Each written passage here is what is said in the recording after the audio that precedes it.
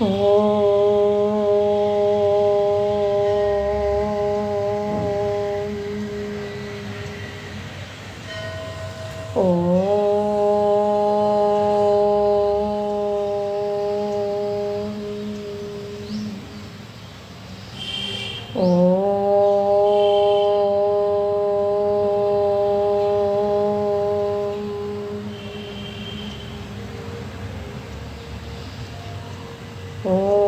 श्री गणेशाय नमः।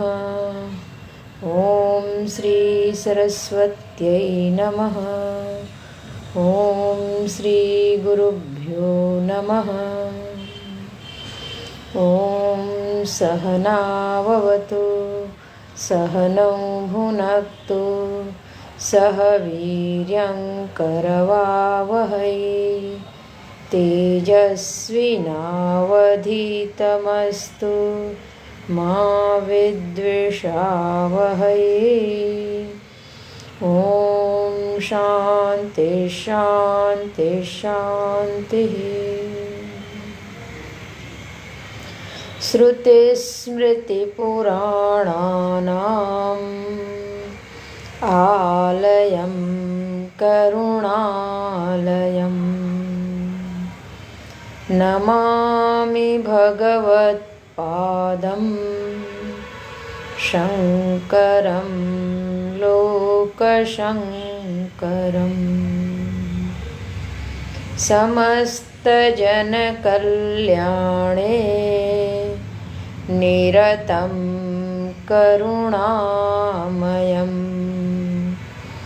नमामि चिन्मयं देवं सद्गुरुं ब्रह्मविद्वरं सद्गुरुं ब्रह्मविद्वरं यस्य पादप्रभाध्यस्तः प्रपञ्चो भाति भासुरः तमहं सद्गुरुं वन्दे पूर्णानन्दं चिदात्मकं श्रीहरिं परमानन्दम् उपदेष्टारमीश्वरं व्यापकं सर्वलोकानां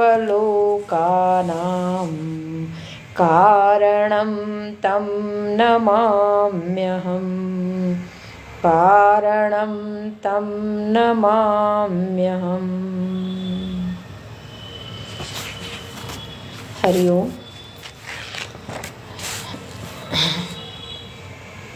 कल हम लोग कक्षा में श्लोक जो देख रहे थे वो ये था कि द्वैत जो दिखता है वो द्वैत सत्य का अन्वेषण करने से, सत्य का खोज करने से सच बात है वो है नहीं। तो इस प्रकार से द्वैत के मिथ्यात्व पर चिंतन हो रहा था कि द्वैत है नहीं और जगत में ब्रह्म की सत्ता सर्वत्र है, सर्वव्यापक है, बल्कि जगत ही सारे रूपों को लेकर के प्रकट हुआ है। कल हम लोगों ने यही कक्षा में विचार किया।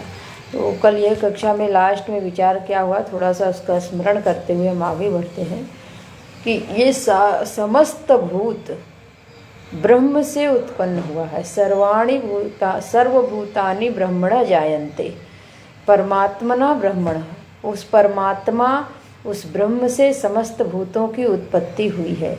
तो जब सब उन्हीं कारण से निकला है और इस कार्य की उत्पत्ति हुई है, तो कारण से व्यतिरिक्त कार्य की सत्ता नहीं होने के कारण, नहीं होने के सिद्धांत से हम कहते हैं ब्रह्म एव, ब्रह्म ही है। क्या करें कि जो कुछ भी है एतानि भूतानि, सब ब्रह्म ही है, ब्रह्म से भिन्न कुछ नहीं है। कैसा? दृष्टांत में कैसे जाने?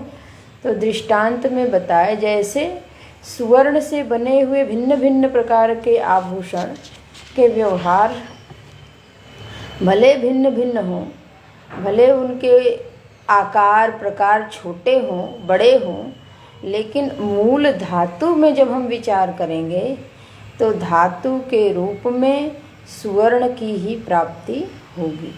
इसीलिए जैसे स्वर्ण के आभूषणों में स्वर्ण की प्राप्ति होती है, ठीक उसी प्रकार से ये पंच महाभूतात्मक जगत से, जो ये पंच महाभूतात्मक हमारा शरीर बना है और ये सारा जगत बना है, ये सब उस ब्रह्म से ही उत्पन्न होने के कारण ब्रह्म ही है, ब्रह्म से व्यतिरिक्त नहीं है।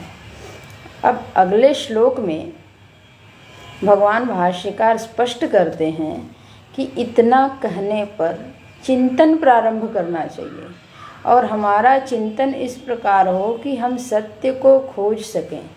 सत्य को खोजने के लिए बुद्धि आग्रही हो जाए कि अब उसके बगैर हम नहीं रह सकते हैं। और जो लोग ऐसा नहीं करते हैं, तत्पश्चात घटना क्या घटती है, पूर्व में भी बोल आए हैं, यहाँ पे बताते हैं कि तब जो नहीं खोजते हैं तो उसमें ये बात निश्चित है कि भेद बुद्धि रहती ही है।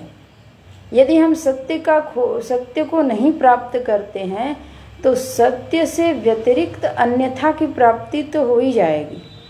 जो वस्तु, जैसे हमको अगर रस्सी है, रस्सी की प्राप्ति नहीं होगी तो रस्सी से भिन्न वहाँ पे कुछ दिख रहा है, तो जो दिख रहा है उसकी प्राप्ति तो हो ही जाएगी। तो ठीक ऐसे ही इस जगत में जब हम जागृत हुए, सचेत हुए, अपने नेत्र खोले, अपनी इंद्रियों के साथ कार्य व्यापार करना प्रारंभ किए, उसी दिन अज्ञान से चूँकि हमारी उत्पत्ति हुई है तो अज्ञान में हम पड़े रहे, और उस अज्ञान में यदि हम पड़े रहेंगे तो जो देख रहे हैं, जो सुन रहे हैं, जो समझ रहे हैं, वही सुनते समझते चले जाएंगे।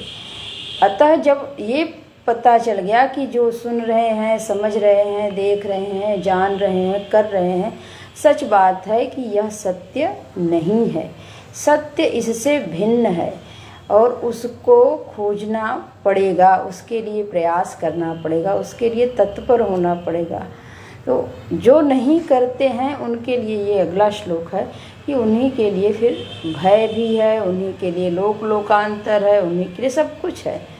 और उनको फिर से वही भगवान भाष्यकार का परिचित सा शब्द मूढ़, यानी वो मूर्ख हैं।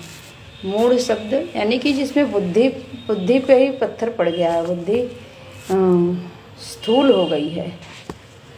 तो देखते हैं 52वां श्लोक। स्वल्पमप्यन्तरं कृत्वा जीवात्मा परमात्मनोः यः संतिष्ठन्ति समूढात्मा भयं तस्याभिभाषितम्। स्वल्पमप्यन्तरं कृत्वा जीवात्मा परमात्मनोः यः संतिष्ठति मूढात्मा भयं तस्याभिभाषितम्। करें स्वल्पम अपि अंतरम कृत्वा, कोई स्वल्पम अत्यंत थोड़ा भी अंतर करता है कि ये ब्रह्म है और ब्रह्म से इतर अपनी सत्ता थोड़ा भी बचाता है, थोड़ा भी द्वैत में प्रतिष्ठित है, तो क्या है कि अगर भेद किया तो जीवात्मा परमात्मनो, ये दो हो गए, जीवात्मा और परमात्मा, इन दोनों को थोड़ा भी भेद करके अपने को बचा लिया और परमात्मा को कर दिया। तो भक्ति की भाषा में तो ये उत्तम है, भक्ति तो बन जाएगी, लेकिन ब्रह्म तत्व में प्रतिष्ठा, स्वरूप में प्रतिष्ठा, जब हम बात वेदांत की करते हैं, अद्वैत की करते हैं, अद्वैत सत्ता की करते हैं, अपने सच्चिदानंद स्वरूप में स्थित होने की करते हैं, वहाँ पे थोड़ा भी भेद बर्दाश्त नहीं है, थोड़ा भी भेद करने की आवश्यकता नहीं है। भगवान ने गीता में कहा, ज्ञानी तु आत्मा एव, ज्ञानी तो मेरी आत्मा ही है। ज्ञानी के बारे में हम क्या बोलें, और ज्ञानी से भिन्न जो है उनके बारे में कहा जा सकता है। तो वैसे ही यहाँ पे कह रहे हैं कि जीवात्मा और परमात्मा इन दोनों को अगर कोई बचा ले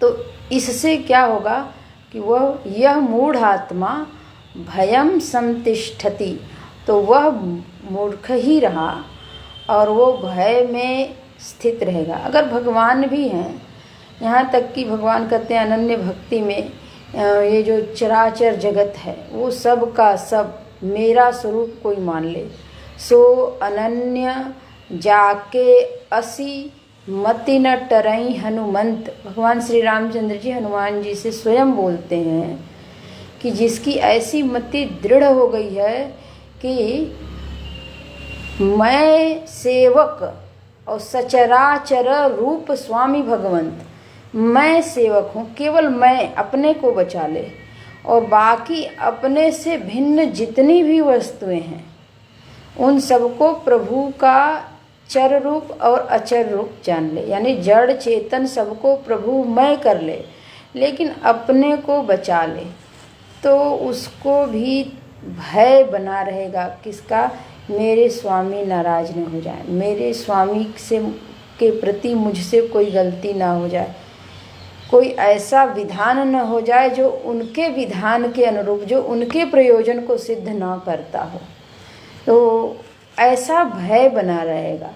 तस्य भयम, उसके लिए ये भय बना रहेगा। और श्रुतियाँ भी अभिभाषितम भयम, ये जो भय दिखाती हैं कि नरक लोक है, स्वर्ग लोक है, अधोपतन होगा, जो नहीं जानता है महती विनष्टि, उसका महान विनाश होगा।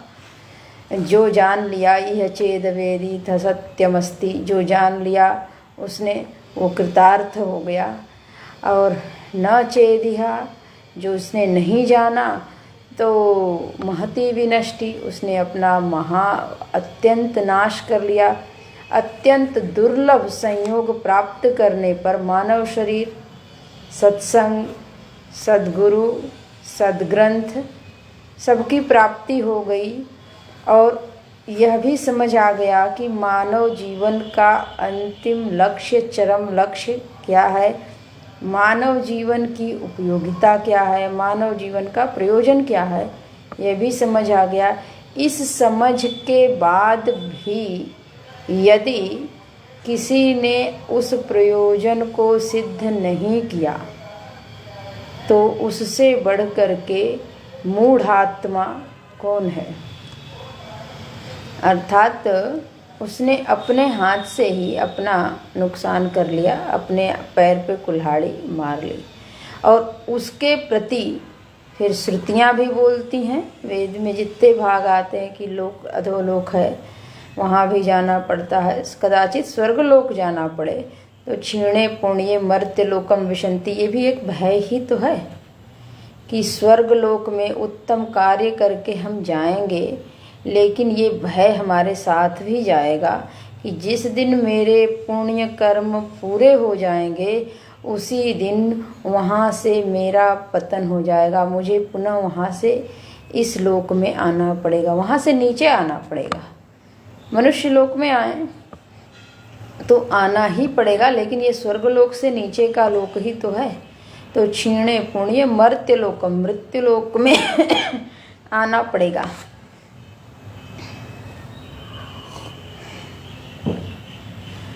ऐसा भय दिखाती हैं। तो ये भय कहाँ तक जाता है? कहते हैं कि हिरण्यगर्भ पद की प्राप्ति हो जाए, ब्रह्मा जी के पद की प्राप्ति हो जाए, उनको भी मृत्यु का भय लगा रहता है। उनको भी लगता है जिस दिन मेरा 100 वर्ष पूरा हो जाएगा, भले वो 100 वर्ष की अवधि चाहे कितनी भी लंबी हो, लेकिन एक दिन वो पूरी होगी। और जिस दिन पूरी होगी उसके बाद ब्रह्मा का पद सर्वोच्च पद है, उस पद से तो नीचे ही आना पड़ेगा।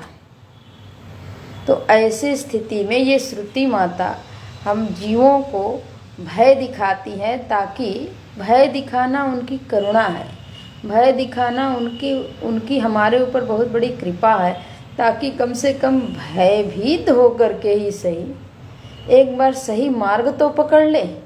और जब सही मार्ग पकड़ लेगा तो ये स्वयं अपना रास्ता आगे प्रशस्त कर लेगा, स्वयं अपने रास्ते को तलाश लेगा, खोज लेगा।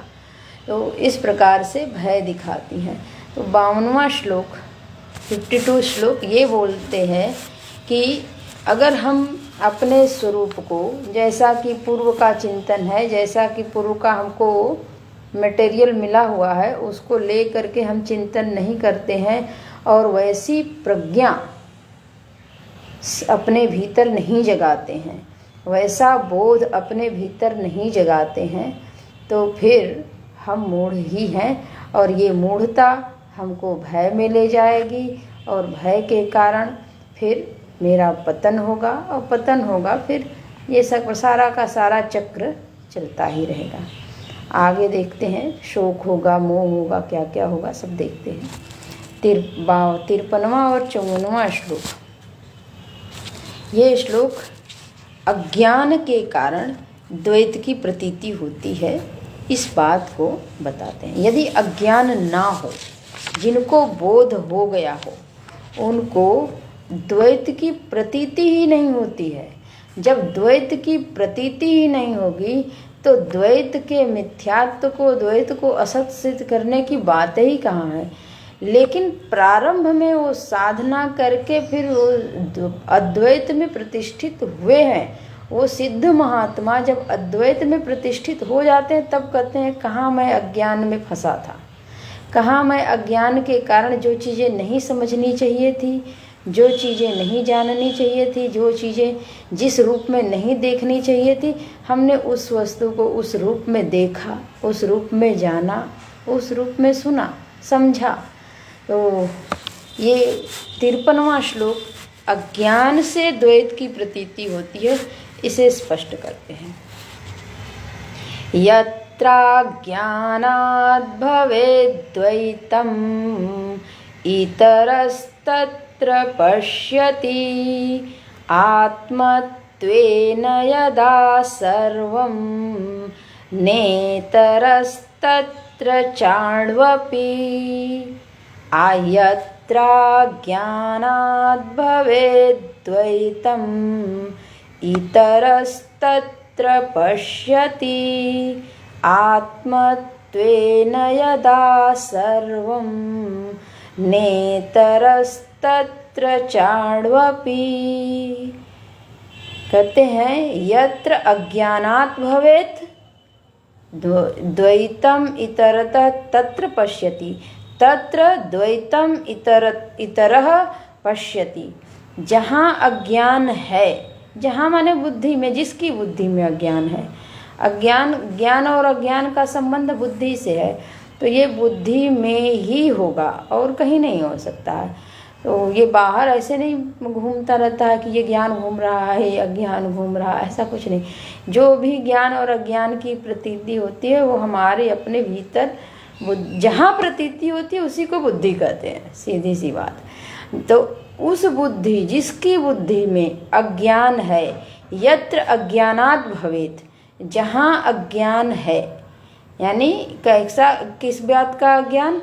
आत्म तत्व का और अनात्म तत्व का अज्ञान है कि ये आत्म तत्व का लक्षण ये है, ये हमको पता नहीं है, अनात्म तत्व का लक्षण ये है, ये मुझको पता नहीं है, सत का लक्षण ये है, ये मुझको पता नहीं है, असत का लक्षण ये है, ये भी मुझको पता नहीं है, सत्य का लक्षण ये है, ये भी मुझको पता नहीं है, मिथ्या का लक्षण ये है, ये भी मुझको पता नहीं है। ऐसा जो जिनको बोध नहीं है, जिस बुद्धि में बोध नहीं है, उसी बुद्धि में द्वैतम तत्र पश्यति। वही बुद्धि, वही अज्ञान से संपन्न, अज्ञान से युक्त बुद्धि द्वैत को देखती है। कहाँ देखती? इतरतः, सब इधर उधर जहाँ कहीं भी देखती है, अन्य ही देखती है। दूसरी तरफ जब भी देखती है, अपने से हट करके इधर उधर जहाँ कहीं देखती है, तो वो द्वैत ही देखती कि मैं हूँ और सब मुझसे भिन्न है, सब मुझसे भिन्न है, सब मुझसे भिन्न है, मुझसे जुड़ करके कोई है, ऐसा नहीं देखती है। जबकि सच बात है कि इस पूरे प्रपंच को देखा जाए, भगवान सूर्यदेव पर अगर हम विचार करें तो भगवान सूर्य हमें प्रकाश देते हैं, भगवान सूर्य हमें ऊष्मा देते हैं, भगवान सूर्य के कारण दिन होते हैं। तो हमारे पूरे दिन के जो कार्य हैं वो सुचारू रूप से संचालित होते हैं। भगवान सूर्य के कारण ऋतुएं आती हैं, ऋतुओं के कारण भिन्न भिन्न प्रकार के जो फल फूल और अनाज इत्यादि हैं जिनसे हमारा पोषण होता है। भगवान सूर्य के कारण वर्षा होती है। तो भगवान सूर्य को ही देखें तो वो हमारे जीवन से कैसे जुड़े हुए हैं, कैसे कनेक्ट हैं, और ऐसे उनका संबंध है कि वो अगर पोषण ना करें तो हमारा पोषण ही ना हो। तो वो इतर हैं, भिन्न हैं कि हमसे जुड़ कर के ही हैं, हमारा पोषण कर रहे हैं। तो हम जैसे अपने अंगों का पोषण करते हैं तो वो हम ये शरीर उनके अंग है, वो अपने अंगों का पोषण कर रहे हैं। दृष्टि थोड़ी दूर चली जाए, व्यापक हो जाए तो भी एकत्व दर्शन के लिए नेत्र हमारा देख पा रहा है भगवान सूर्य के अनुग्रह से। नेत्र के अभिमानी देवता हैं, अगर वो अनुग्रह करते हैं तब हम देख पा रहे हैं। तो सच बात है, भगवान सूर्य ही देख रहे हैं, हम उसमें हम कहाँ से आ गए। तो इस तरीके से जब व्यापकता की दृष्टि अपने चित्त में लाते हैं, विशेष से सामान्य की तरफ हम यात्रा करते हैं, तब क्या होता है कि हम द्वैत को धीरे धीरे पार करने की यात्रा कर पाते हैं। लेकिन जब अज्ञान की स्थिति होती है और अपने को अत्यंत परिच्छिन्न समझ करके एक देह से जुड़े रहते हैं और उस देह से हट नहीं पाते हैं, उसी में दृढ़ बुद्धि किए हैं, तो इस अज्ञान से यत्र अज्ञानाद् भवेत्, जहाँ जहाँ अज्ञान है वहीं वहीं द्वैत बुद्धि भी है, और द्वैत बुद्धि के कारण सब कुछ मुझसे भिन्न इतर है ऐसा देखते हैं। श्रुति का यहाँ पे दृष्टांत देते हैं भाष्यकार महोदय। इतरो अन्यो अन्यत् पश्यति, ये श्रुति आती है बृहदारण्यक उपनिषद में शायद, कि यत्र इतरो अन्यो अन्यत् पश्यति यत्र ही द्वैतम इव भवति, जहाँ अन्य अन्य को देखता है वहीं द्वैत होता है। तद इतरम इतरम पश्यति तद इतरम इतरम जिघ्रति तद इतरम इतरम शृणोति तद इतरम इतरम अभिवदति तद इतरम इतरम मनुते तद इतरम इतरम विजानाति। यानी मनन करने में भी विज्ञान ज्ञान भी अन्य अन्य को ही जानता है, अन्य अन्य का मनन करता है, अन्य अन्य को सुनता है, अन्य अन्य। तो जहाँ पे द्वैत है वहाँ पे दो हो जाते हैं, दो क्या नानात्व हो जाते हैं, और नानात्व होने के कारण हम दूसरा ही विषय ग्रहण करते हैं, दूसरे को सुनते हैं, दूसरे के बारे में मनन करते हैं, दूसरे के बारे में विचार करते हैं, दूसरे का ज्ञान अर्जित करते हैं। लेकिन जब आत्मबुद्धि हो जाती है तब दूसरी लाइन है, दूसरी पंक्ति है, आत्मत्वेन यदा सर्वम न इतरः तत्र च अणु अपि। जब आत्मबुद्धि हो जाती है कि मैं मात्र हूँ, मैं मात्र हूँ, तो उस मैं मात्र का बोध होने से, मैं मात्र हूँ वो देह से नहीं, जो मैं की शुद्ध सत्ता है, ये मैं की शुद्ध सत्ता यानी जो आत्मदेव है, जो ब्रह्म के रूप में श्रुतियाँ गाती हैं और हम लोग भी बोल रहे हैं श्रुतियों को सुन करके समझ करके कि ये मैं, जो मैं शुद्ध है, उपाधि से रहित निरुपाधिक है, उस मैं को जिसने देख लिया और जिसने आत्मत्वेन जान लिया कि वह मैं ही मैं, यह मैं है, उस मैं से पृथक इस मैं की सत्ता है नहीं। तो जो अहंकार से युक्त मैं है उसकी सत्ता हट जाती है और शुद्ध मैं की सत्ता प्रकट हो जाती है। तो जब शुद्ध मैं की सत्ता प्रकट होती है तो न इतरः तत्र च अणु अपि, वहाँ पे अणु मात्र भी दूसरा रहता नहीं है। तो वो निर्वयो अहम तत्व स्फुरत हृदय स्वयं परम पूर्ण सत। परम पूर्ण, पूर्णता को लेकर के सबसे परे की सत्ता अपने अंतर हृदय में ही प्रकट हो जाती है, और जब प्रकट होती है तो उसी की अनुभूति फिर सर्वत्र होने लगती है। तब वही श्रुति माता बोलती हैं कि कम पश्येत तत् केन कम जिघ्रेत।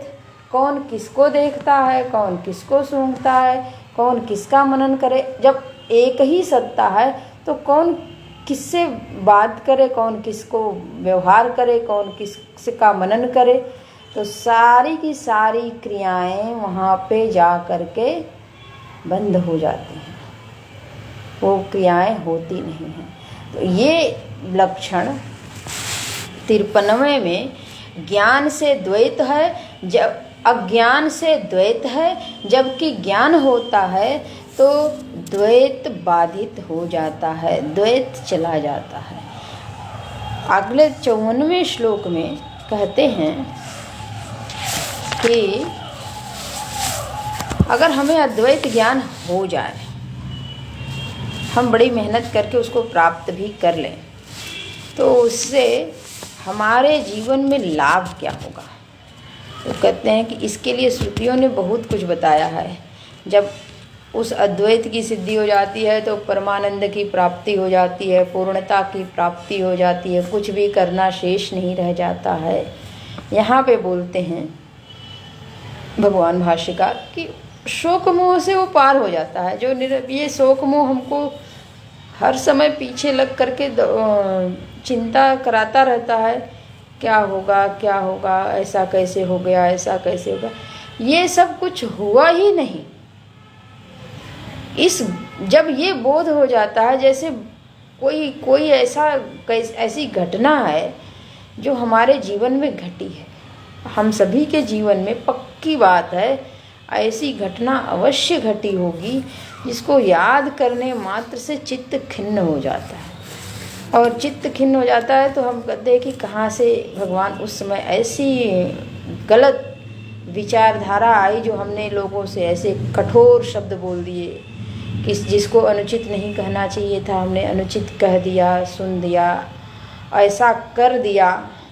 तो जो हम दूसरों को कष्ट देते हैं वो अपने हित के लिए, अपनी सुरक्षा के लिए करते हैं, चाहे जिस किसी के लिए करते हैं। विचार करेंगे तो अपनी सुरक्षा के लिए ही करते हैं, अपने हित के लिए ही करते हैं। तो जब ये पता चलेगा कि उसके बाद भी तो मेरा हित हुआ नहीं और हमने अपने बड़ों का अनादर कर दिया, उस बड़ों के अनादर करने का परिणाम ये हुआ कि वो तो हमारा कर्म बन गया। अब वो कर्म एक समय फलीभूत होगा। ये एक पूर्व का कर्म था जिसके कारण ये दुख आया, और वर्तमान में हमने एक कर्म और कर लिया जिसके कारण आगे न जाने कितना बड़ा दुख आएगा, उसको अब हम जानते नहीं हैं। फिर जब वह आएगा परिणाम, तो जब आज हम अपने आप को संभाल नहीं पाए तो क्या पता उस परिस्थिति में अपने आप को संभाल पाएंगे या नहीं। तो ऐसे सोच अगर कोई विचार करे तो अपने किए पर वो घबरा जाता है, और घबरा करके फिर वो विकल होता है कि क्या करें, हम इन कर्मों से अपनी परिस्थितियों को सदा अनुकूल बनाए रखने के लिए क्या करें। तो श्रुति माता वही बात बताने जा रही हैं कि जो आत्मदेव को जान लेता है वहीं पे परम विश्राम है और कहीं है नहीं। कुछ भी पाले वो विश्राम भले अगर 1 वर्ष का भी है तो भी क्षणिक है, 2 वर्ष का है तो भी क्षणिक है, 50 वर्ष का है तो भी क्षणिक है, 1 जीवन का भी है तो भी क्षणिक है। 1 जीवन वो तो ऊर्ध्वलोक में जाने का पर मिलेगा, वो भी क्षणिक है। उसमें भी अगर विचार किया जाए तो उसमें भी राग द्वेष चलते ही रहते हैं। तो वहाँ भी कष्ट तो है ही है, क्योंकि वहाँ भी ऊंची नीची कुर्सियाँ हैं, ऊंचे नीचे पद हैं। तो ऊंचे नीचे पद को लेकर के मन में, क्योंकि हम सबसे बड़ा बनना चाहते हैं ना, ये मन में भाव जो बना रहता है ये जाता नहीं है। तो जब ऐसी स्थिति आती है तो वो कष्ट तो बना ही रहता है। तो ऐसी स्थिति में चाहे कितना भी हमको लाभ हो जाए, कितना भी सुख मिल जाए, वो सुख क्षणिक ही है। तो यहाँ पे उस सुख की प्राप्ति कैसे हो जिसको प्राप्त करने के बाद जीवन में हम निश्चिंतता की अनुभूति कर सकें। उसको प्राप्त करने के बाद हम चाहे जहाँ कहीं भी बैठें, चाहे महल में बैठें और चाहे खुले आसमान में बैठें, ये अनुभूति न आए कि अभी हमारे पास किसी चीज़ की कमी है। क्या ऐसी अनुभूति हो सकती है? आप करें कि अद्वैत में प्रतिष्ठा होने से जब दूसरा है ही नहीं, तो फिर हम जहाँ रहें जैसे रहें, होनी चाहिए। तो कहते हैं कि 54वां श्लोक इसी के लिए है कि जब हम अद्वैत में स्थित हो जाएंगे तो क्या लाभ होगा। यस्मिन् सर्वाणि भूतानि ह्यात्मत्वेन विजानतः न वै तस्य भवेन्मोहो न च शोको द्वितीयतः। यस्मिन् सर्वाणि भूतानि ह्यात्मत्वेन विजानतः न वै तस्य भवेन्मोहो न च शोको द्वितीयतः। करें यस्मिन् सर्वाणि भूतानि ही आत्मत्वेन विजानतः। सर्वाणि भूतानि आत्मत्वेन विजानतः। यस्मिन् करें जिसमें समस्त भूतों को एक आत्म रूप से ही स्थित कर दे, आत्म तत्व में ही समस्त भूतों को देख ले, उससे भिन्न दूसरी कोई वस्तु है नहीं, मैं मात्र हूँ। और ये अगर पंच महाभूतात्मक जगत दिखता है तो मयि एव उदेति, मुझ में ही उदित हो रहा है। ये मयि एव उदेति अद्वैत मकरंद का श्लोक। गंधर्व पत्तनम, जैसे गंधर्व पत्तन, बादल में ढेर सारे महल बन रहे हैं फिर बिगड़ रहे हैं, ठीक ऐसे ही सभी के सभी महाभूत, चाहे वो चतुर्दश भुवन के रूप में प्रकट हो रहे हों, चाहे वो अनंत चतुर्दश भुवन हो, चाहे एक ब्रह्मांड हो, और उस ब्रह्मांड में जितने भी 84 लाख योनियां हैं, जो कुछ भी है, आत्मत्वेन विजानतः, वो मैं में ही उदित हुआ है, मैं से पृथक उसकी कोई सत्ता है नहीं। ऐसी प्रज्ञा, ऐसा बोध, ऐसा ज्ञान जिसका हो जाए, जानतः विजानतः, विशेष रूप से जो जान लेता है, ऐसा न वै तस्य भवेन्मोहो। तस्य माने उसको फिर मोह नहीं होता है, न च शोक अद्वितीयतः, उस अद्वितीय सत्ता को जानने के बाद फिर मोह की और शोक की, शोक न च, और शोक भी नहीं होता है। शोक और मोह इन दोनों से वो परे चला जाता है। इसके लिए यहाँ ईशावास्य उपनिषद की श्रुति उद्धृत करते हैं, यस्मिन् सर्वाणि भूतानि आत्मैवाभूद्विजानतः तत्र को मोह कशोक एकत्वम् अनुपश्यतः। यस्मिन् सर्वाणि भूतानि आत्मा एव भूत विजानतः, जो समस्त भूतों को अपनी आत्मा में ही देख लेता है, अपनी आत्मा में ही आत्म रूप से जान लेता है, उससे भिन्न दूसरा कोई तत्व है नहीं। तो उसको जब मुझसे पृथक कोई है नहीं, तो अपने आप से हम कैसे डरें? अपने आप को लेकर के हम निश्चिंत तो, या दूसरा हो तो ये होगा कि ये चीज़ मेरे पास है और ये नहीं है, उसके आने से मुझको इस सुख की प्राप्ति हो जाएगी। तो जब वो अप्राप्त वस्तु की अनुभूति होती है, तो अप्राप्त वस्तु की अनुभूति तो तभी होती है जब अतृप्ति की अनुभूति हो, और वो अतृप्ति अप्राप्ति अज्ञान के कारण ही होती है। जैसे ही ज्ञान होगा, सब कुछ मुझे प्राप्त हुआ ही है, हुआ सा नहीं बल्कि हुआ ही है, सब मेरा ही रूप है। और ऐसी दशा में आगे आएगा प्रारब्ध का वर्णन, लेकिन ऐसी दशा में हम यहीं पे बताते हैं कि ये जो शरीर के साथ होने वाली घटना है, जितना आत्मदेव में स्थिति होगी उतना व्यवहारिक पक्ष शिथिल होगा। तो शरीर के साथ होने वाली घटना दुर्घटना से वो अपने को तटस्थ करके देख पाएगा कि ये शरीर का प्रारब्ध है और ये ऐसे आ रहा है। प्रारब्धाय समर्पितम स्ववपुः इत्येषा मनीषा मम। जो ब्रह्मनिष्ठ ज्ञानी है, ब्रह्म में जिनकी प्रतिष्ठा हो गई है, जिन्होंने आत्मत्वेन सब कुछ देख लिया है, वो इस शरीर को भी उसी जगत का हिस्सा मानते हैं जैसे अन्यों का शरीर को। अन्यों का शरीर जगत का हिस्सा है, तो ये जो अपना शरीर है वो भी जगत का एक हिस्सा है।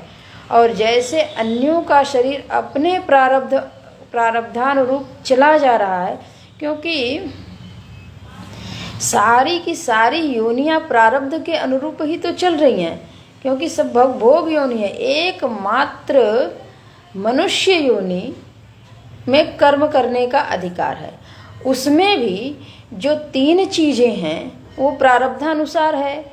हमारी आयु कितनी होगी, और जो हमने मनुष्य जन्म ले लिया ये जाति, तो आयु हमारी कितनी होगी और जाति हमें प्राप्त है वो मनुष्य जाति 2। और हमारे जीवन में भोग कितना आएगा, हम कितना भोग को ग्रहण करेंगे, वो भी हमारा निश्चित है। तो जब ये 3 चीज़ें निश्चित हैं, इसके अतिरिक्त जो प्रयास हो रहा है वो तो आगामी कर्म की तैयारी हो रही है। हम आगे के लिए सोच रहे हैं कि जो आगे के लिए तैयारी कर रहे हैं, आगे के लिए सोच रहे हैं, तो आगे की वो आकृति बनती जा रही है। जैसी वृत्ति वैसी आकृति बनेगी, तो वो आगे की तैयारी है, वो भी मनुष्य मात्र के लिए। बाकी तो सबके प्रारब्धवशात ही चल रहे हैं। तो इस प्रारब्धवशात जो सृष्टि चल रही है उसको ज्ञानी देख लेते हैं, और ये क्रम चलता रहेगा चलता रहेगा चलता रहेगा। कब तक चलता रहेगा? तो सृष्टि का अपना एक प्रयोजन है, जीवों के उद्धार के लिए ही सृष्टि, जब सृष्टि प्रक्रिया हम लोग पढ़ते हैं उसमें तो देखते हैं कि समष्टि जीवों के जब कर्मों का फल देने के लिए उन्मुख हुए, कर्मों का परिपाक हुआ, तो उन समस्त जीवों के कर्मों के परिपाक का परिणाम ही सृष्टि है। और जब उन समस्त जीवों के कर्मों का परिपाक हो जाएगा तो सृष्टि एक दिन प्रलयावस्था में चली जाएगी। पुनः जब जीवों के कर्म परिपक्व होंगे और फल देने के लिए उन्मुख होंगे तो फिर से सृष्टि बनेगी। लेकिन जब ये जीवों के कर्मों का परिपाक है तो इसी में हम मोक्ष को प्राप्त कर लें तो हमारी मुक्ति हो जाएगी। आगे की न आगे के लिए हम कल्पना करें, न आगे के लिए कोई वृत्ति बनाएं, तो आकृति नहीं बनेगी। और वृत्ति तो तब नहीं बनेगी जब अतृप्ति की अवस्था हमारे भीतर नहीं रहेगी, और अतृप्ति की अवस्था तब नहीं रहेगी जब हमारे भीतर अज्ञान नहीं रहेगा, यानी बोध हो जाएगा।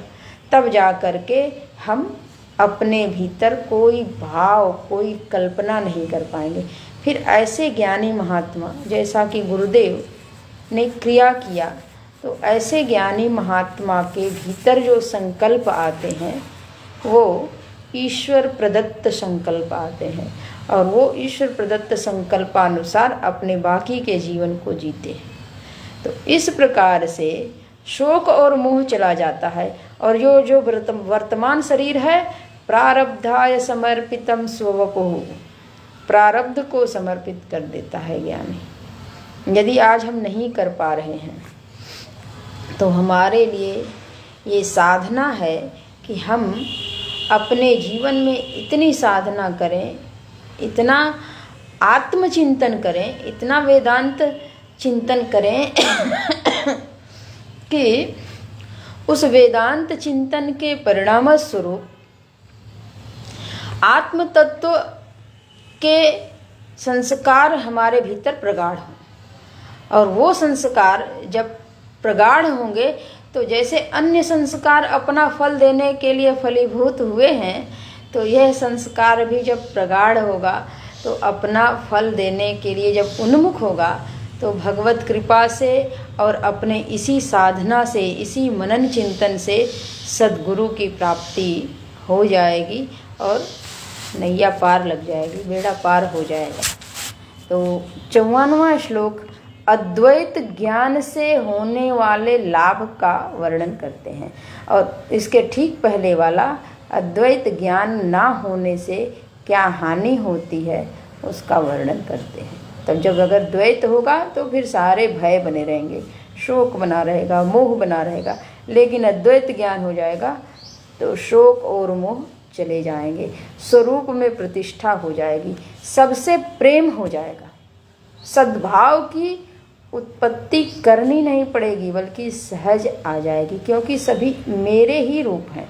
जैसे माता को अपने संतान से प्रेम होता है, तो माता अपने संतान को हर तरह से उन्नति के मार्ग पर ले जाती है, तो वो उनका डांटना, उनका कुछ कहना, वो सब एक तरह से प्रशिक्षण है सही दिशा में ले जाने का। तो ऐसी स्थिति में, क्योंकि वहाँ वो उनको आत्मबुद्धि है कि इनका विकास जब होगा तो वो मेरे संस्कारों का ही प्रकटन है। जहाँ आत्मबुद्धि है वहाँ पे द्वेष नहीं है, वहाँ पे राग नहीं, बल्कि अत्यधिक उत्कट प्रेम है, शुद्ध प्रेम है। तो उस प्रेम से भी अत्यंत शुद्ध प्रेम जो नित्य वस्तु है उनसे होगा, और जिनसे प्रेम एक बार हो जाए तो बदले में वह भी प्रेम ही देते हैं। तो परमात्मा से जब प्रेम हो जाए तो क्या कहना, परमात्मा से, स्वरूप से प्रेम हो जाए तो वहाँ से जब प्रेम की अभिव्यक्ति होती है तो वहाँ राग, द्वेष इत्यादि ये अज्ञान के जो पुत्र हैं ये नहीं जाते हैं। तो शोक, मोह इत्यादि इन सब से हम पार हो जाते हैं और परम प्रेम की प्राप्ति हो जाती है, सद्भाव की प्राप्ति हो जाती है। उसी को पराभक्ति, दूसरे शब्दों में कहें तो पराभक्ति की प्राप्ति हो जाती है। पायहु ज्ञान भगति नहीं तजहि, ज्ञान प्राप्त होने पर भक्ति का परित्याग नहीं होता है, बल्कि भक्ति और प्रगाढ़ रूप से, प्रबल रूप से जीवन में प्रतिष्ठित हो जाती है। क्योंकि पूरे जगत को हम अपना रूप जब देखेंगे तो अपने रूप में पूजा करेंगे। अब हर वस्तु छोटी से छोटी हो या बड़ी से बड़ी, सबको बड़ा जतन से रखेंगे, बड़ा संभाल के रखेंगे, तो सबकी पूजा आत्मत्वेन होने लगती है। 54वें श्लोक के बाद 55वें श्लोक में अब श्रुति माता से पुष्ट करते हैं, बृहदारण्यक श्रुति से लिए हैं कि श्रुतियाँ भी यही बोलती हैं कि उस ब्रह्म तत्व में जो स्थित हो जाता है वो फिर उसका आगमन नहीं होता है और वो आनंद में ही रहता है और सर्वत्र आत्मा की ही अनुभूति होती रहती है। तो देखते हैं 55वां श्लोक। अयमात्मा हि ब्रह्मैव सर्वात्मकतया स्थितः इति निर्धारितं श्रुत्या बृहदारण्यसंस्थया। अयमात्मा हि ब्रह्मैव सर्वात्मकतया स्थितः इति निर्धारितं श्रुत्या बृहदारण्यसंस्थया। तो कहते हैं अयम आत्मा ही ब्रह्म एव, मैं की जो मुझे अनुभूति हो रही है, यह मैं ही, मैं यानी आत्मा, या यह आत्मा ही ब्रह्म एव ब्रह्म है। कैसा? सर्वात्मकतया, सर्व की आत्मा बन करके यही एक आत्मा है। जो आज मुझे अपने देह में मैं की अनुभूति हो रही है, तो यही मैं, ये मैं की जो अनुभूति है, अगर हम उपाधि को हटा दें, देह की उपाधि हटा दें, तो उसके बाद देखें किसकी उपाधि लगती है। जिसकी उपाधि लगती है तो उसकी उपाधि हटा दें, तो वो धीरे धीरे हम भीतर जाएंगे ना, तो मन की और बुद्धि इत्यादि की उपाधि लगती चली जाएगी।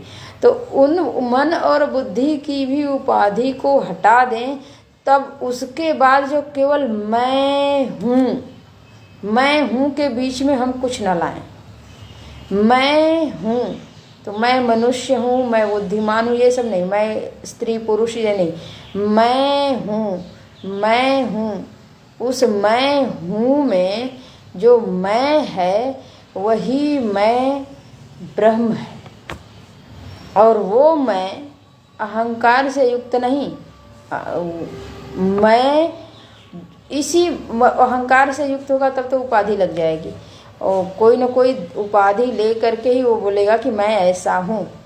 उन सारे उपाधियों को हटा करके जब वो मैं मिले, वो मैं सर्वात्मा है, सर्व की आत्मा है, समस्त प्राणियों की आत्मा है, चर अचर की आत्मा है, चराचरात्मक जगत की आत्मा, वो जगत आत्मा है, जगत ईश्वर है। तो अयम आत्मा ही ब्रह्म एव सर्वात्मा के रूप में वही स्थित है। इति निर्धारितम श्रुत्या, ऐसा निर्धारित किए है श्रुति ने। और जब श्रुति ने निर्धारित किया है, इसीलिए श्रुति मतस्तर्को अनुसंधीयता, श्रुति मत के अनुसार तर्क लगा करके उसी का अन्वेषण करें कि मैं सर्व की आत्मा किस रूप में है। तो जैसा कि पूर्व की कक्षा में हमने बताया कि सत्य के रूप में तो उसकी अनुभूति हो जाएगी कि समस्त में है पना तो है, ये वस्तु है। तो ऐसा जब हम निर्धारित करते हैं तो उस मूल कारण की सत्ता को अपने समस्त पदार्थों में सर्व की आत्मा के रूप में देखने का अभ्यास करें। और ऐसा कहा किसने? बृहदारण्यक श्रुति में ये कहा गया, संस्थया यानी उनकी एक शाखा में, बृहदारण्यक शाखा की श्रुति में ये बताया गया, अयम आत्मा ब्रह्म, यह आत्मा ही ब्रह्म है, इससे भिन्न दूसरी कोई वस्तु ब्रह्म नहीं है। और वो जो आत्मा है, उसी आत्मा को मैं के रूप में हम पहचानते हैं। तो हम लोग मैं की अनुभूति तो खूब करते हैं, मैं के बगैर हम लोग बोलते कहाँ हैं, मैं हूँ। लेकिन ये जो मैं है, इसी मैं में उस ब्रह्मदेव को पहचानना है। कैसे पहचानना है? आगे श्लोक देते हैं 56वां और 57वां, दोनों श्लोक एक साथ। और ये श्लोक प्रपंच के मिथ्यात्व के लिए है। ये जो प्रपंच है यानी जगत है, जो हमको 5 भूतों से युक्त होकर के भिन्न भिन्न लोकांतर और भिन्न भिन्न योनियां दिखती हैं, वह सच बात है कि वो है नहीं। कैसे? तो अपनी अनुभूति से दिखाते हैं। देखते हैं कैसे है, दोनों श्लोक साथ साथ पढ़ लेते हैं। अनुभूतोऽप्ययं लोकः व्यवहारक्षमोऽपि सन् असद्रूपो यथा स्वप्न उत्तरक्षणबाधतः स्वप्नो जागरणे लीकः स्वप्नेऽपि नहि जागरः द्वयमेव लये नास्ति लयोऽपि ह्युभयोर्न च। 58वां श्लोक भी इसी से रिलेटेड है, बट यहीं तक रोकती हूँ। तो करें अनुभूतः अपि अयम लोकः व्यवहारक्षमः अपि सन असद्रूपः। हम ये मना नहीं कर रहे हैं, भगवान भाष्यकार, क्योंकि श्लोक सारे भगवान भाष्यकार के हैं, तो भगवान भाष्यकार कह रहे हैं कि इस जगत में हम भी रहते हैं, आप भी रहते हैं, हमको भी भोजन मिलता है, आपको भी मिलता है, हम भी यहीं एक छत के नीचे सोते हैं, सभी लोग। ये जो आवश्यकता इस शरीर की है वो हमें यहीं प्राप्त होता है। इसके साथ ही साथ हम लोगों के साथ व्यवहार भी करते हैं, तो उसको हम मना नहीं करें। अनुभूतः अपि अयम लोकः, यह लोक हमारी अनुभूति में आ रहा है। व्यवहारक्षमः अपि सन, और व्यवहार के योग्य भी है। तो इस लोक में रह करके जितने मनुष्य हैं, मनुष्यों के साथ भी हम व्यवहार करते हैं, यहाँ तक कि प्राणियों के साथ, कुछ पालतू पशु होते हैं, पक्षी होते हैं, हम उनको पाल लेते हैं, उनके साथ व्यवहार करते हैं। अगर हम नहीं पालते हैं तो कदाचित आश्रम में कुछ वृक्ष लगा देते हैं और उस वृक्ष पे फल आते हैं। फल के आने से फिर पशु पक्षी आते रहते हैं, कभी बंदर आते हैं, कभी लंगूर आते हैं, पक्षियाँ आती हैं, चहचहाते हैं, बिल्ली आती है, हमारे आश्रम में नेवले खूब आते हैं। तो ये सब प्राणी जो हैं आते हैं, और जब आते हैं तो हम उनके साथ एक व्यवहार तो करते हैं ना, उनका दर्शन भी करते हैं, उनको बचाना है, अगर कोई एक दूसरे पे अटैक कर रहा है तो बचाना है, फिर उनको दूर भी रखना है। ये सब बिना पाले भी करते हैं। पौधे हैं, उनको जीवित रखना है, उनको संभाल के रखना है। वो पुष्प है तो वो हमारे भगवान की अर्चना में आएगा काम। तो ये सारा व्यवहार हम करते हैं। इस व्यवहार को करने से एक देह में स्थित हम हैं, एक देह में स्थित वो है। तो ये देह तो भिन्न है, लेकिन देह में जो मैं की सत्ता है उसको हमें बार बार पकड़ के रखना है। मैं की सत्ता पे हम चिंतन कर रहे हैं, ना कि मैं की सत्ता से हम थोड़ा भी स्लिप करेंगे और जगत पे आएंगे, फिर जगत की वस्तुओं पे आएंगे, तो फिर पूरी तरह से चिंतन कर कैसे एक करें, कैसे एक। मैं की जो सत्ता है इस जगत में व्यवहार के योग्य होने पर भी अनुभूति लोक अनुभव में आता है, लोगों के साथ व्यवहार करते हैं, इसके बाद भी यह लोक और ये लोग, लोक भी और लोग भी सब असद रूप है। तो यहाँ तक कि जब हम ये लोगों को और लोकों को असद करते हैं तो हम इस अपने हाथ पैर इत्यादि से भी तो व्यवहार करते हैं, इसको भी एक एक लोक मान लें। मानने में क्या जाता है, और माने क्या, बल्कि भगवान के विराट रूप में इसका वर्णन किया गया है कि यही लोक हैं। तो इनको भी हम असत कर सकते हैं कि ये सारे असत हैं, इसमें जो मैं है वो असत नहीं है, वो सदरूप है। तो मैं को सदरूप में पकड़ना है, बाकी इससे व्यतिरिक्त सब में असत के लक्षण होने के कारण असत ही हैं। कैसे? यथा स्वप्न, जैसे स्वप्न।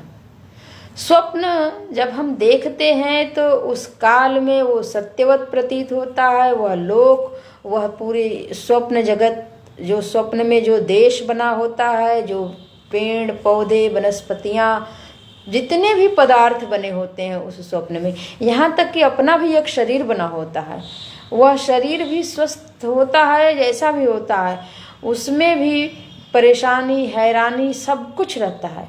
कदाचित अनुकूल परिस्थिति होती है तो वहाँ सुख भी होता है। तो जैसे कि वह स्वप्न सत्यवत प्रतीत होता है और उसी स्वप्न में स्वप्न पुरुष का जो शरीर होता है वो स्वप्न के समस्त पदार्थों से व्यवहार करता है, लेकिन जैसे ही सुबह होती है या जिनका जब सुबह हो, जगे वही सुबह है, जब वो जग जाते हैं तो वह स्वप्न बाधित हो जाता। उत्तर क्षण बाधतः, उत्तर क्षण यानी स्वप्न काल के बाद के समय में यानी जब स्वप्न का समय बीत जाता है उसके बाद वो बाधित हो जाता है, फिर ना वो स्वप्न जगत रह जाता है, ना उसमें जो अपना बनाया हुआ शरीर है स्वप्न पुरुष रह जाता है, और वो पूरे स्वप्न को देखने वाला जो स्वप्न दृष्टा है वो जागृत में आकर के उस स्वप्न को स्मरण करता है, वो तो रहता ही है, तभी तो उसको याद करता है।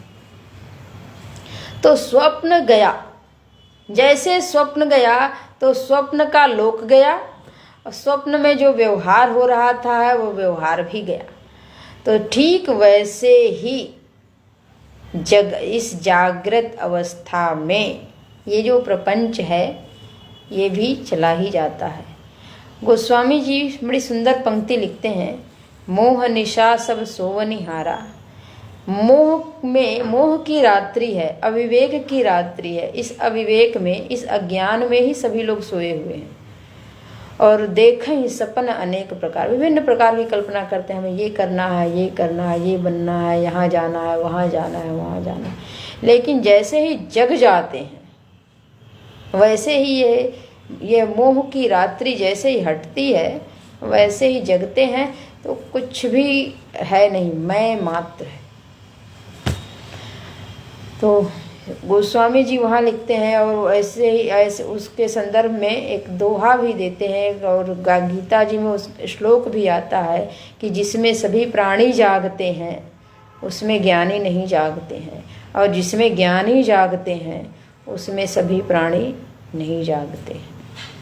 तो आगे देखते हैं कि स्वप्नो जागरणे अलिकः अस्वप्ने अपि जागरो नहीं, द्वयमेव लये नास्ति लयोपि ही उभयो न च, उभयो हो न च।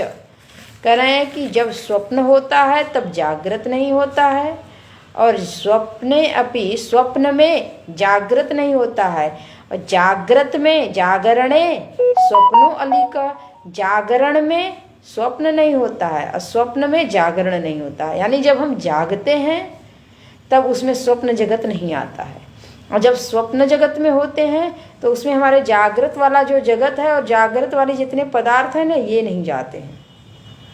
ये दोनों अवस्थाओं पे भी विचार करें तो हमको दो लोकों की प्राप्ति होती है। एक लोक है जिसमें हम बहुत सारा कार्य करते हैं और लौट के आते हैं, तो पुनः यह लोक मुझको उसी रूप में प्राप्त होता है, जैसे ये जागृत की बात कर रहे हैं। तो ये एक दीर्घ स्वप्न है। सी अद्वैत मकरंद में कहा गया कि ये दीर्घ स्वप्न है, और स्वप्न जो है वो डेली का डेली आता है, डेली का डेली चला जाता है, वो क्षणिक है। तो जैसे स्वप्न में जागृत नहीं गया है तो जागृत में स्वप्न नहीं आया है, अद्वयम एवं लय नास्ति, लय यानी सुषुप्ति में, सुषुप्ति में ये दोनों नहीं है, न जागृत है न स्वप्न है। लयो अपि उभयो न च। इस प्रकार से जब दोनों सभी एक दूसरे में बाधित हैं, ठीक इसी प्रकार से इस प्रपंच पर हम दृष्टि डालें तो ये प्रपंच भी ऐसे ही परिवर्तनशील है। एक के आने के बाद दूसरा नहीं, दूसरे के बाद तीसरा नहीं। जागृत स्वप्न सुषुप्ति के अनुसार ही ये पूरा हमारा प्रपंच खड़ा होता है। जागृत का प्रपंच ये है, वो जो प्रपंच है उसमें भी तो ऐसा ही जगत है, वो सब केवल मनोकल्पना में है, लेकिन वो भी एक जगत है। तो वो एक जगत है जो इस जगत में नहीं आता, जो ये जगत है वो उस जगत में नहीं जाता, और ये दोनों जगत, एक और तीसरा हमको जगत मिलता है जिसमें मुझे किसी चीज का भान नहीं होता है, वहाँ ये दोनों नहीं जाते हैं। तो इन दोनों में वो सुषुप्ति लौट के नहीं आती है। जागृत में सुषुप्ति नहीं आती है, स्वप्न में सुषुप्ति नहीं आती है, और ये दोनों उसके में नहीं जाते हैं। तो इसका तात्पर्य ये हुआ कि इस आधार पर भी हम आगमापाई देख सकते हैं। आगमापाई अनित्य, जो आने जाने वाले हैं वो अनित्य हैं। जो चीज़ें हमको सत्य रूप में मालूम न पड़े वो मिथ्या है। जो तीनों कालों में सदा एक रस ना मालूम पड़े वो मिथ्या है। तो मिथ्या की कोटि में ये तो प्रपंच चला ही जाता है अगर हम अपनी तीनों अवस्थाओं पर विचार करें तो भी। तो इस प्रकार से इस प्रपंच के मिथ्यात्व को उन्होंने अवस्थात्रय का दृष्टांत दे करके समझाया है। तो भगवान भाष्यकार के यहाँ पर हम लोगों ने अवस्थात्रय के आधार पर प्रपंच के मिथ्यात्व को देखा। बाकी की कक्षा कल करेंगे, आज यहीं पे पूरा करते हैं। ओम पूर्णमदः पूर्णमिदं पूर्णात् पूर्णमुदच्यते पूर्णस्य पूर्णमादाय पूर्णमेवावशिष्यते। ओम शांति शांति शांति। हरि ओम। श्री गुरुभ्यो नमः। हरि ओम।